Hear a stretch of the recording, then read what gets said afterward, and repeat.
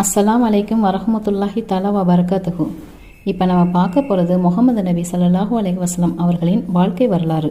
நபி ஸல்லல்லாஹு அலைஹி வஸல்லம் அவர்கள் மக்கா மாநகரில் கிபி 570ஆம் ஆண்டு பிறந்தார்கள். தந்தை அப்துல்லா அவர்கள் நபி ஸல்லல்லாஹு அலைஹி வஸல்லம் பிறக்கிறதுக்கு முன்பே மறைந்தார்கள். தாயார் ஆமினா அவர்கள் நபி ஸல்லல்லாஹு அலைஹி வஸல்லம் அவர்கள் 6 வயதில் வஃபாத்தானார்கள்.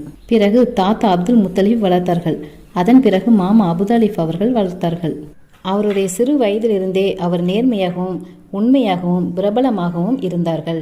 மக்கள் அனைவரும் அவர்களை அல் அமீன், நம்பிக்கைக்குரியவர் என்று அழைத்தனர். தொழில் வாழ்க்கையில் வணிகத்தில் ஈடுபட்டு உண்மையுடன் நடந்தார்.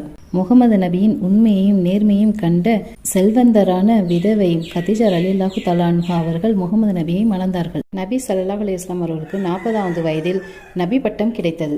மதீனாவில் நபி ஸல்லல்லாஹு அலைஹி வஸல்லம் அவர்கள் சமூக நீதியுடனும் அமைதியுடனும் ஆட்சி செய்தார். பல போராட்டங்களிலும் ஈடுபட்டார். ஆனால் எப்போதும் நீதிக்காக மட்டுமே போராடினார்.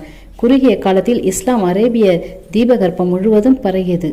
நபி ஸல்லல்லாஹு அலைஹி வஸல்லம் அவர்கள் கிபி 632ஆம் ஆண்டு 63ஆம் வயதில் வஃபாத்தானார்கள்.